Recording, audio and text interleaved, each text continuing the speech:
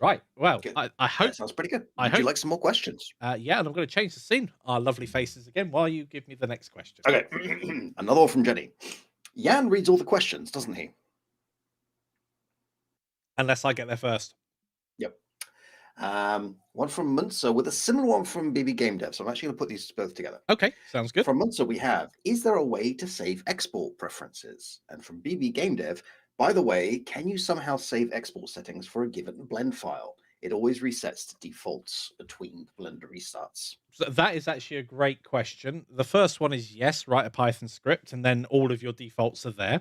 Um, but if you don't want to do that, what it should do when you're exporting is you've got your operator presets at the top here, and I believe if you add one and call it my export settings, it will actually remember exactly what you've got, and then you should be able to go down and pick it up. So let's just select some of these and say we're only going to export mesh from an active collection with the selected objects. We're going to apply the transform, and we're going to go face here because I've said that's useful to have. And then, we're not going to bake any animation stuff.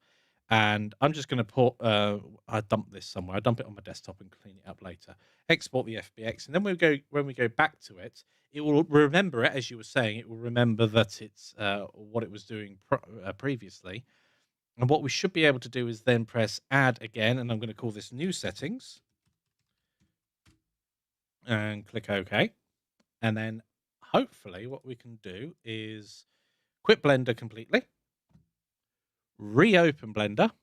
I'm just guessing here, by the way, if this doesn't work, tough. Quick favorites, it's remembered that. Awesome. And so if I go down and go new settings, there we go. It's remembered all of my settings from before. And the my export settings was the default. So there you go. But hey, I not only managed to answer a question, but it You worked also first learn a few time. settings. I know. Good question from Todd just came in. Can you explain how to model from reference images properly on multiple axes? Or possibly on multiple axes? He might be talking about doing it on axe blades, but I'm going to guess axes.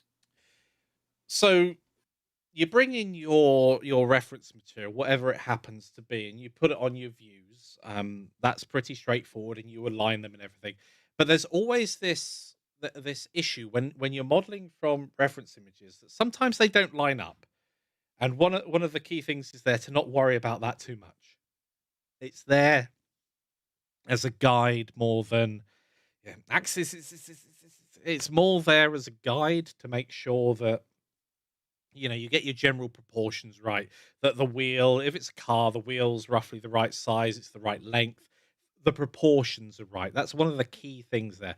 But one of the problems you can have with orthographic perspectives, which is how you generally get um your reference material, your schematics in, is that when you flip from this side to that side, you can't really align the vertex properly. You're like, well, it's kind of here, but when I flip it round, it needs to be over here, and it can destroy your model. Uh, I tend to work from low poly first. Whenever it comes, even if you're doing a super high detailed model, because then you've got less things to move around and less things to worry about. So if you're doing the bonnet of a car and it slopes down in a nice cool slope, but it's also got maybe a I don't know what it'd be, like a carburetor bump on it, or air intake or air scoop, or just an engine bump on the bonnet. Don't worry about that. Don't model that yet. Make sure you've got the overall shape of the bonnet right. And then when you look at it from the side and it's just sloping down, maybe then you can put in an edge loop and then pull it up to the right place. And if you work from that really low poly model initially, you'll have the general form right before you start adding in detail. One of the worst things I've ever done myself is you start putting detail in too early. Everybody does it. They're like, "Oh, I really like this bit of the again car." Let's say you're working on a car, and you end up in this position where you've got like the light housing perfect, but then if you try and change like the shape of the wheel arch or the bonnet going back or hood, if you're in America, um, then you end up with this distortion, and you can't get it right because you've done so much detail here that moving a wider thing just destroys it. So always work from a lower poly model upwards so you can get the proportions right and then focus on the detail and try and do the detail over the entire model rather than trying to do one specific area in intense detail. And if you Yeah. zoom out of your model, one of the general rules that I'd stick to is do all of your faces kind of are they roughly the same size? It's very similar to when you're UV unwrapping and you've got that black and white grid like a chessboard. Are all of the squares kind of uniform? Obviously, you'll have larger areas and smaller areas, but if you've got this area where you have to zoom in order to see the mesh detail and everything else is big and chunky, that's probably a bad sign. Probably. I mean, unless there's very specific reasons, like the camera in your game is going to zoom in on this bit but nowhere else, in which case maybe. But Yeah, then maybe that they there's you also a ways you could super cheat way detail. around that. Yes. Yeah, but having a uniform topology basically across your model helps with not only its form but also you when you're trying to model. That was a good question. I like that. I had one, but it's gone now. So, what was my question, Mikey? I have no idea. Are All we out of right. questions for the moment? Because I've got some We are stuff out to of do. questions for the moment. If you do have another question, do shout. I want to play with some materials. I'm going to go find myself a model to work with to begin with, and then I will open up. And I've moved all my stuff around, haven't I? So trying to find.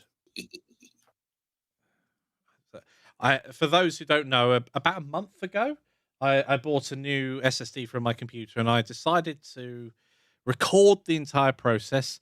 In fact, Jenny was asking some questions about building her computer. I believe she's built her computer now, in the same time it's taken me to try and put this video together. I have, hats off to the people, uh, whether you're talking about people that I follow, Linus Tech Tips, Jay's Two Cents, Bitwit, Paul's Hardware, all of those sort of tech tubers who managed to video black computers, or record them in video, and they look good.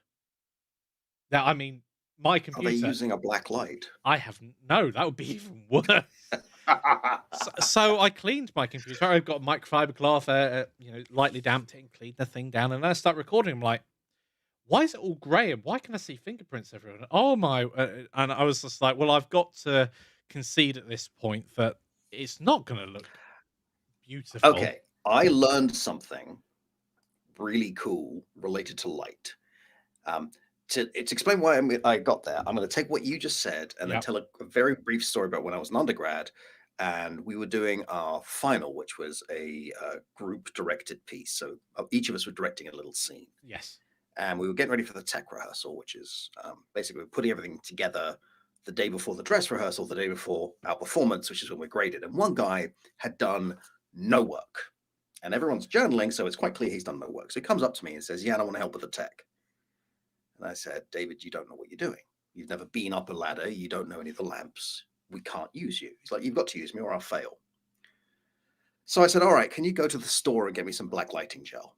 Now, lighting gel is a colored filter you put in front of a lamp. Yeah. And it only lets through that color of light.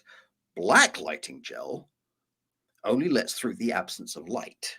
In other words, it doesn't exist. You would have to hold your hand in front of the lamp.